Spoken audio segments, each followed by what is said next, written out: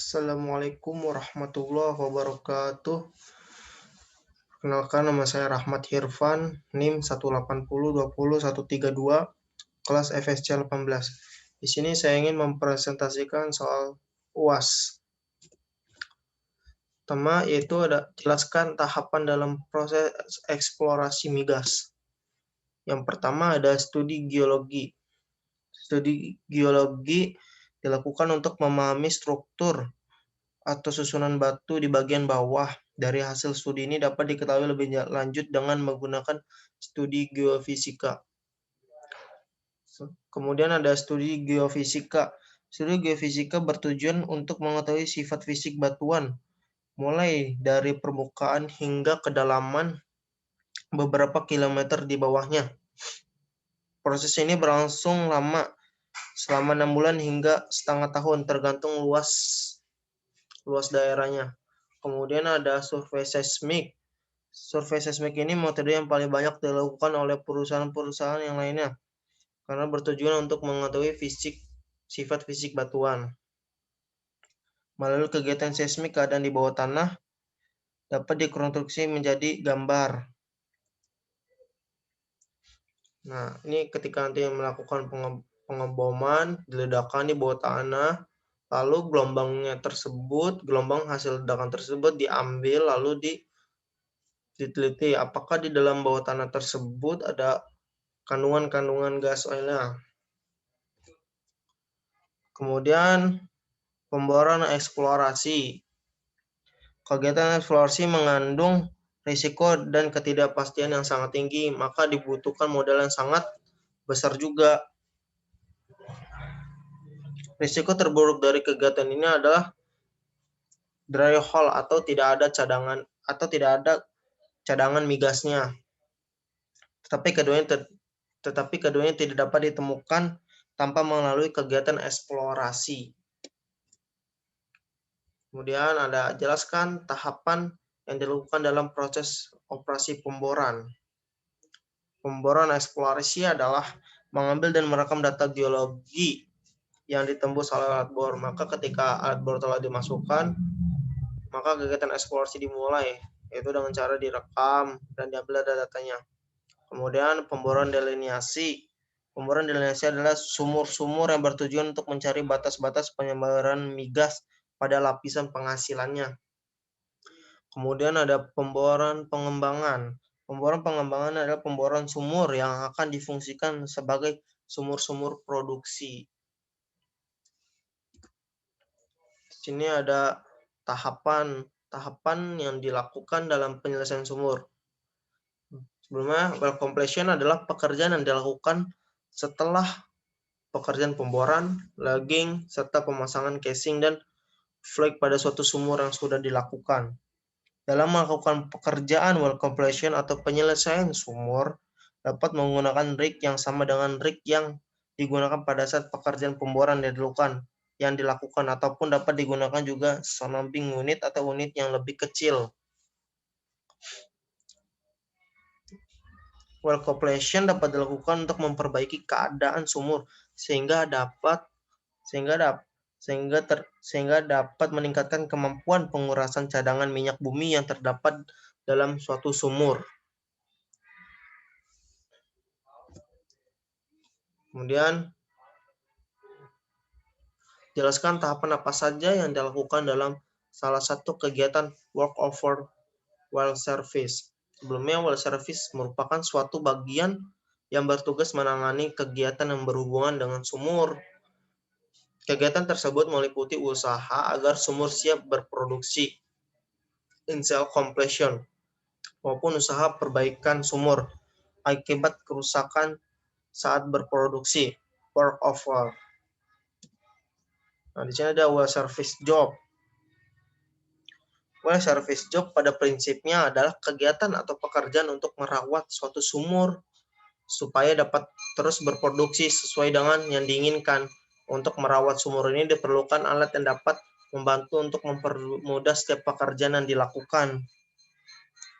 Nah, di dalam well service job ini ada pertama surface equipment. Nah, surface equipment ini peralatan yang berada di permukaan sumur seperti rig, pipa, dan blowout preventer equipment. Kemudian ada juga subsurface equipment. Nah, di dalam itu ada packer. Packer itu alat untuk mengisolasi. Kemudian ada juga tubular produk.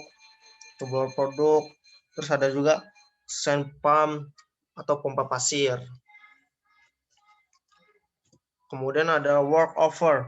Workover adalah semua pekerjaan yang dilakukan untuk memperbaiki keadaan sumur agar produksi sumur tersebut semakin meningkat atau tetap dapat dipertahankan, termasuk diantaranya karakteristik sumur. Nah, jenis-jenis pekerjaan workover itu ada 3. Pertama, add perforation, penambahan lubang perforasi. Yang kedua ada pembersihan lubang-lubang perforasi. Yang ketiga adalah isolasi zona. Nah, ini pertanyaan selanjutnya adalah jenis-jenis peralatan pengangkatan buatan yang digunakan dalam tahap produksi migas. Yang pertama ada electric submersible pump. Nah, jenis ini menggunakan pompa sentrifugal bertingkat yang digerakkan oleh motor listrik dan dipasang jauh di dalam sumur. Mulai intensif digunakan perminyakan karena mampu mengangkat minyak dengan berat yang besar. Kemudian alat selanjutnya ada gas lifting.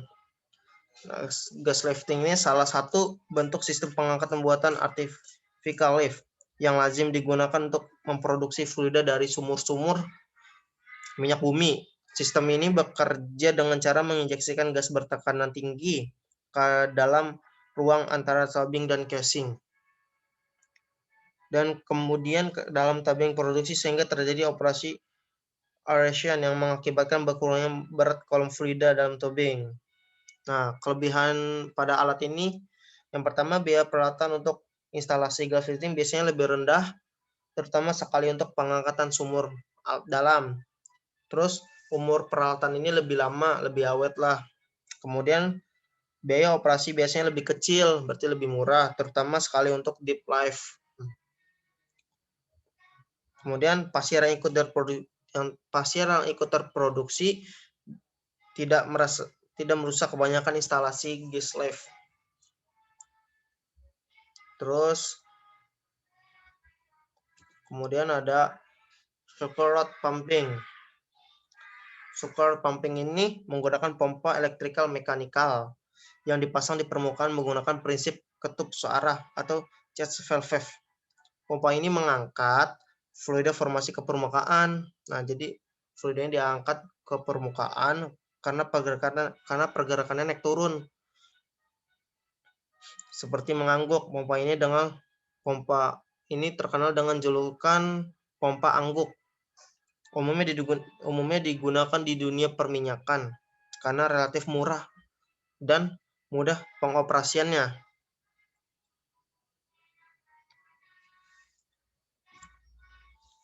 Terus ada pertanyaan, tujuan utama dari sumur hidrokarbon atau yang dikenal lebih luas dengan sebutan well testing.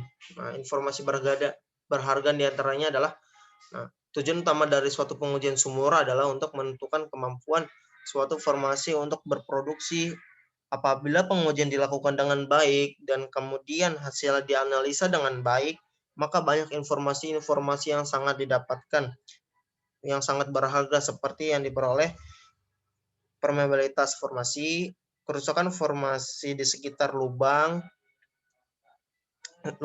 kegiatan formasi di sekitar lubang akibat sumur, akibat pemboran dan compression ataupun pada saat berproduksi, tekanan reservoir dan batas-batas reservoir.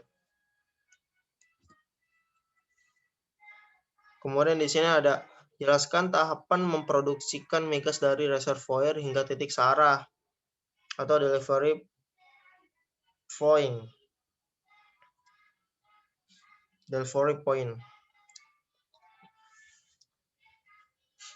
Nah, bila tekanan reservoir cukup besar sehingga mampu mendorong fluida reservoir sampai ke permukaan disebut sebagai sumur-sumur alam. Sumur-sumur alam dapat diproduksi dengan tanpa jepitan atau kok di permukaan Sebagian besar sumber alam menggunakan kuk di permukaan dengan berbagai alasan, antara lain sebagai pengaman, mempertahankan produksi sebesar yang diinginkan, mempertahankan atas laju produksi untuk mencegah masuknya pasir, kemudian untuk memproduksi reservoir pada laju yang paling efisien. Untuk mencegah water atau gas cooling, biasanya kuk dipasang pada awal produksi. Kuk akan dilepas seluruhnya agar tetap diperoleh laju produksi yang optimum.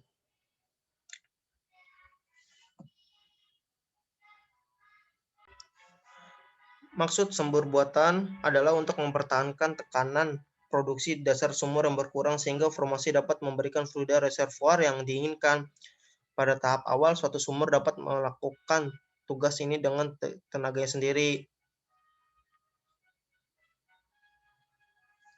Kemudian di sini ada jelaskan posisi kru. Berikut tugas dan tanggung jawabnya dalam satu unit pemboran migas. Pekerjaan kilang minyak itu apakah di laut atau di darat, dimulai dari pemula Rosbots. Jabatan ini adalah kru pemula yang belum memiliki pengetahuan tentang rig. Mereka belum memahami fungsi peralatan-peralatan, cara menggunakannya, bahaya dan apa yang ditimbulkan, dan lebih jelasnya adalah personil yang baru memulai karirnya di dunia pemboran atau disebut dengan live at sea. Di sini ada floorman atau operator lantai bor. Berada satu tingkat di atas Rosbots. Tugas utamanya adalah membantu driller bekerja di rig floor pada saat melakukan pekerjaan koneksi ataupun ion koneksi pada pipa-pipa pengeboran.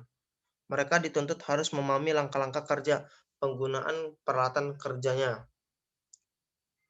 Level selanjutnya adalah drigman atau operator menara bor. Memiliki tugas cukup beresiko tinggi karena utamanya adalah bekerja di ketinggian, membantu driller penyusun pipa-pipa bor pada jari-jari mongkoi bor yang berada di biasanya pada rig drilling. Sementara pada rig perawatan sumur tidak ada jabatan ini mengingat pekerjaan yang tidak padat. Terus pekerjaan di rig minyak ini biasanya jelas bukan untuk semua orang. Ini merupakan salah satu dari beberapa pekerjaan terkenal dengan penuh risiko yang banyak. Maka perusahaan biasanya merekrut hanya mempekerjakan rig migas yang berpengalaman untuk pekerjaan offshore.